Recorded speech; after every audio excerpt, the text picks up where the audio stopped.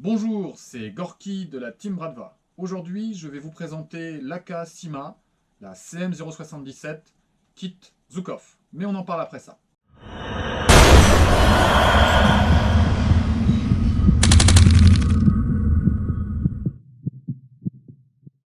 Dans un premier temps, je vais remercier le site Airsoft Entrepôt qui m'a prêté cette réplique sous caution et à ma demande pour que je puisse en faire une revue. Alors, je vous dispense de la boîte, elle est en carton, et elle ne m'intéresse pas.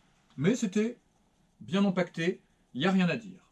À l'intérieur de cette boîte, j'ai la réplique, un chargeur de batterie, une batterie NiMH immense, j'espère qu'elle va rentrer, le petit outil que j'aime bien, qui va bien, qui va me permettre de régler le petit sight avant qui est toujours en train de tourner, et le high cap, qui sur un starter kit est plutôt sympa, et on verra ce que ça donne tout à l'heure.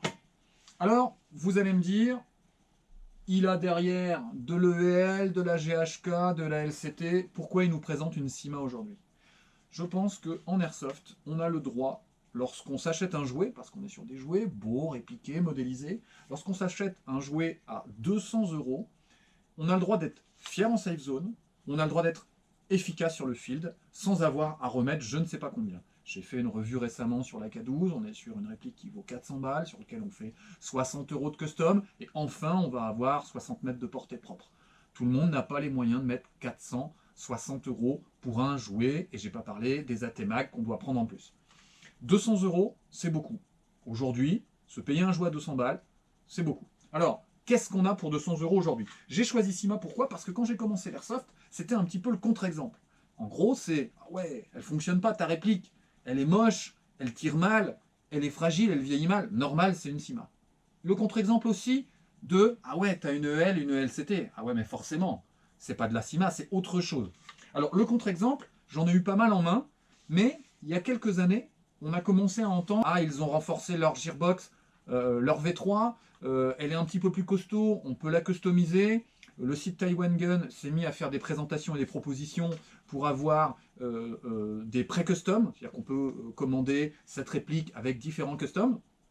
Et je me suis dit, bon ok, la Gearbox va un petit peu mieux, la STO qui est derrière moi et que j'ai présenté récemment est armée avec une Gearbox de chez Sima, et franchement sortie alors elle a été fiabilisée par l'entreprise directement, hein, par STO, mais on se retrouve avec un Vintorez qui est tout à fait efficace, et sur les tests de tir qui pouvait prendre 60 mètres, et on est à l'intérieur avec une Gearbox Sima.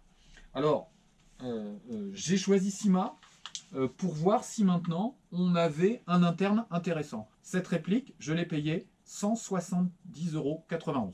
Donc on est nettement en dessous de 200 €.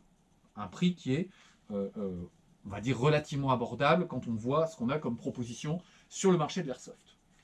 Je l'ai choisi avec un kit Magpul. Vous avez vu le multicam, c'était un petit peu la provocation. On peut être russophile et mettre du multicam russe, parce que celui-ci, c'est pas un multicam américain, c'est un multicam russe que j'ai acheté en Russie. D'accord? Il n'y a pas de souci. Et parce que, avec le kit Magpul, voilà, j'ai fait le petit clin d'œil US. Alors, ce kit, j'ai choisi de vous le présenter parce que, quitte à prendre une Sima, autant attirer l'œil en safe zone avec quelque chose qui est relativement exclusif. LCT et EL, à ma connaissance, ne proposent pas ce kit. Donc si on veut l'avoir, il faut aller chez Sima. J'avais un petit peu peur d'avoir des ensembles en plastique, plastoc, qui fassent un peu cric et qui bougent dans tous les sens. Et c'est une des raisons pour lesquelles je me suis débrouillé pour avoir un kit en cross-fix. Par rapport à une cross réaliste, certains me diront, ah ouais, mais normalement elle doit se rabattre et puis on doit pouvoir la régler en extension. C'est pas le cas. Là, on est sur une cross fixe et on n'a pas de possibilité d'extension. Alors vous voyez, moi je fais 1,80 m, il y a encore un petit peu de marge. Elle est sur une taille relativement moyenne qui peut s'adapter à un certain nombre de joueurs. Alors j'ai commandé la Zukov, j'avais la possibilité de commander la Kulikov. Vous savez qu'il va avoir une crosse beaucoup plus américaine en fait. Hein. Je voulais rester sur une crosse de type triangle qu'on peut retrouver sur les AK-74 SU pour qu'on s'éloigne quand même pas trop du russophile. En même temps, quand on veut être RS, réaliste, hein, on se donne les moyens. J'avais déjà vu sur un terrain une EL avec un kit RS, un kit OD d'ailleurs. Tant qu'à faire, j'aurais préféré qu'Airsoft Entrepôt et Taïwan Gun proposent des kits OD ou TAN plutôt que des kits strictement noirs. Moi j'aime quand ça tranche et qu'on puisse bien voir, que ça mette bien en valeur le kit. J'aime bien les bitons, vous voyez, entre l'alu et le bois. Si là j'avais eu OD et la partie métallique, j'aurais trouvé ça encore plus sympa. Alors, quand on la prend à main, tout de suite, ce qui nous saisit, c'est la solidité de l'ensemble. Il n'y a pas le moindre bris, il n'y a pas le moindre mouvement. Même le cache-flamme ne bouge pas, d'accord? Rien ne bouge. Et le top cover non plus. Quand j'avais présenté la Golden Eagle, c'est ce qui m'avait un peu embêté. On ne pouvait pas monter de grosses optiques. Là, vous pouvez mettre le Spectre Elcan, si ça vous chante, mettre un gros ACOG pour faire bien US, hein, si vous avez envie de faire ça. Et ça va tenir sans souci. On est vraiment sur quelque chose de très mastoc. On a sur cet ensemble modernisé la possibilité d'adapter des attaches QD. Vous voyez, on en a une ici, c'est ambidextre, pour accrocher votre sangle. Alors, moi j'ai eu un souci. Normalement, j'aurais dû avoir l'autre partie de l'attache QD ici. C'est sur les photos contractuelles du site Airsoft Entrepôt. Moi, j'en ai pas. Vous voyez, j'ai un trou vide. J'aurais dû avoir l'équivalent de ce petit pod ici, attaché en M-Lock à cet endroit-là. Bon, je ne l'ai pas. Donc, j'ai envoyé un petit mail à Airsoft Entrepôt et je vous dirai ce qu'ils me répondent sur la question. Mais je pense que c'est simplement un oubli. En usine, ils ont dû oublier de mettre le petit pod et puis on va me le réenvoyer par la suite sans problème. On est sur un système M-Lock au niveau du garde-main. Vous voyez, ici, l'ensemble des attaches sur les côtés, des deux côtés. Si vous voulez positionner une poignée, si vous voulez positionner un hand-stop, alors bien sûr, vous pouvez être sur un tir classique comme ça. Il y a déjà un petit hand-stop naturel au niveau de la forme du garde-main. Mais si vous voulez en positionner un en bout de garde-main, il n'y a pas de problème. Ce sera tout à fait esthétique. Bien sûr, en M-Log, vous trouverez laser, rail Picatinny, lampe, vous trouverez aussi bien sûr du couvre-rail, sans souci, et ce qui vous permettra de looker la réplique comme vous voulez. Au-dessus, on est sur la réplique des évents, sur le tube récupérateur de gaz. Donc là, les petites encoches que vous voyez, c'est uniquement de l'aération, de la même façon que les petites encoches sur les côtés des systèmes M-Lock. Sur la question de la répartition de l'alliage et de l'acier, on est sur une réplique qui va allier à la fois de l'ABS, de l'acier et de l'aluminium. Alors, j'ai pris mon petit aimant. Le point, on va dire, le plus fragile de la réplique, ça va être le canon. Hein. On est sur un canon qui est en alliage, a priori en aluminium. Le sight avant, c'est la même chose. Globalement, je trouve qu'ils ont eu une bonne réflexion sur les zones à solidifier. Quand on tape et qu'on abîme, souvent c'est l'avant de la réplique. Et là, on est sur de l'acier, sur le cache-flamme. Plutôt un bon point. Rapidement, quand on a un ponté en alliage, on le déforme, c'est pas joli. Ici, vous voyez, on est sur un ponté en acier, un dessous de réplique en acier. On va avoir un sélecteur de tir qui peut être accroché en acier. Donc, il y a eu une réflexion. Le top cover qui peut se balader parfois, on est en acier aussi. Idem pour les rails Picatinny du dessus. On est évidemment sur les autres petites parties. Là, tout ce qui est trappe d'éjection, on n'est pas sur de l'acier. Ici non plus. Sur la partie de l'articulation du top cover, qui est un top cover de type AK-74 SU, qui s'ouvre comme un capot de bagnole, hein, pour ceux qui ne connaissent pas, il ne se désolidarise pas de la réplique, sauf à le démonter à ce niveau-ci. Le tube récupérateur de gaz, je ne sais pas pourquoi, parce qu'il n'est pas franchement exposé, il est court, plutôt costaud. Là, on est sur de l'acier aussi. Sur la partie avant, là, on n'est plus sur de l'acier. Donc, il y a eu une belle réflexion sur où est-ce que je positionne les choses qui sont en acier. Les choses en acier et les parties en acier de la réplique sont les parties les plus exposées. Donc ça, moi, je dis, voilà, c'est plutôt un bon point. Alors, on va faire un petit test pour le bruit moteur. Je ne vais pas essayer d'enfiler cet énorme stick pendant 3 heures à l'intérieur de la réplique. J'ai réussi, quand j'ai testé tout à l'heure, en faisant attention au fil intérieur pour ne pas l'abîmer, à la passer, vous voyez, en partie à l'intérieur du tube récupérateur de gaz, mais j'ai pas l'impression que ça puisse aller très loin, et ça laisse vraiment pas beaucoup de place pour croiser les deux fils. Vous voyez? Voilà. Donc, je ne vais pas m'embêter pendant 2 heures.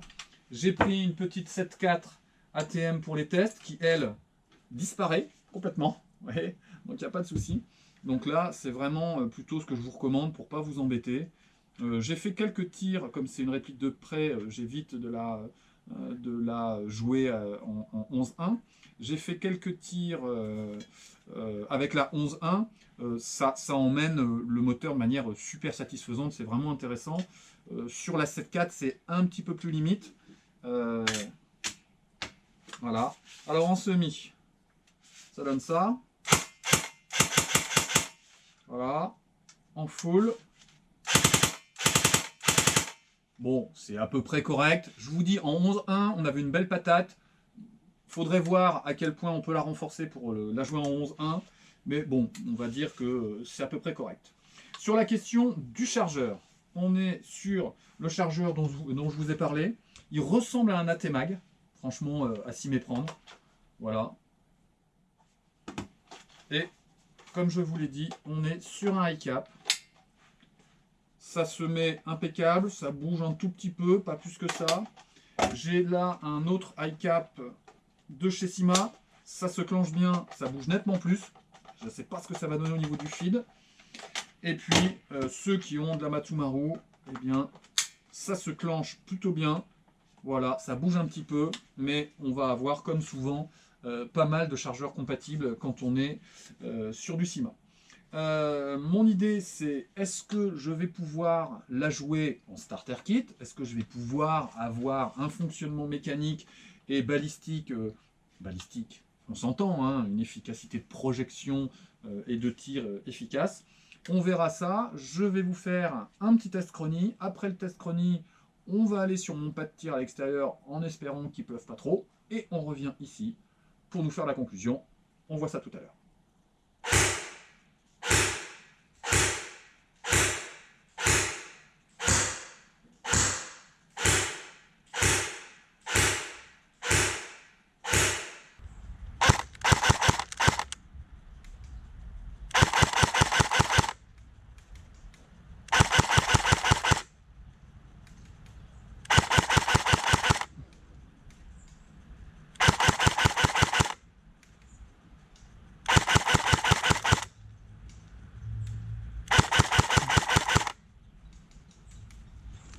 Alors, nous voilà de retour pour les conclusions. Vous avez vu, sur le test chronie, on est à 430 fps de moyenne. On va pas pouvoir jouer cette réplique en sortie de boîte. Même les sauvages qui tirent sur le hop-up avant de passer au chronie, c'est pas bien les gars. Vous passerez pas à 430 fps et de toute façon ça pique trop fort, c'est pas sympa pour les copains. Du coup, quand je suis sur mon pas de tir, j'ai pas de mal à prendre 60 mètres parce qu'elle est plutôt étanche, ça se passe plutôt bien, elle tire droit, elle est efficace, 61, 62, 63 mètres. J'ai reculé, j'étais quasiment à 65, en tirant un peu en cloche, je réussissais à tirer. Le test de tir, voilà, et j'ai fait le test de tir en plus en réel avant le chronie. Je le fais toujours dans ce sens-là, et j'ai été déçu. Quand j'ai vu la moyenne à 430, je me suis dit, on peut pas faire un starter kit avec ce genre de réplique. Alors je comprends pas, quand on est sur une Syma à ce prix-là, à 170 balles, mais qui mettent un ressort et puis qui nous permettent de tirer à, je sais pas moi, à 330 fps, et puis c'est tout, tant pis, c'est pas grave. On va tirer beaucoup moins loin, mais on pourra aller jouer direct avec notre high cap. Là, ben, on est obligé de passer par le mécano. Un mécano de l'équipe ou un mécano payant pour la plupart des joueurs qui ne mettent pas les mains dedans. Il va falloir retourner au magasin, il va falloir repayer, je sais pas combien, pour refaire un downgrading. En tout cas, moi, je trouve que cette réplique est vraiment jolie. C'est vraiment la surprise du mois. J'ai pas l'habitude de la marque Syma. Franchement, je la vois différemment maintenant. Il y a eu un gros effort, et notamment sur ce modèle. Je vous encourage vraiment d'acheter un œil sur cette réplique. Si vous avez l'occasion de la voir sur les terrains, prenez-la en main. Voyez ce que ça donne, testez-la pour ceux qui ont eu la possibilité de la downgrader. C'est vraiment une bonne base pour un upgrade. Avec une base à 170 balles, même si vous mettez 100 balles, on arrive à 270 euros. On est encore très en dessous d'une ELCT customisée, fiabilisée. Alors, voilà, la revue est terminée. Si ça vous a plu, n'hésitez pas à mettre un pouce, ça nous ferait plaisir que vous puissiez vous abonner aussi dans cette idée d'une communauté russophile qui, dans un bon état d'esprit, a envie de partager sa passion pour le gear et pour les répliques. Allez, au revoir!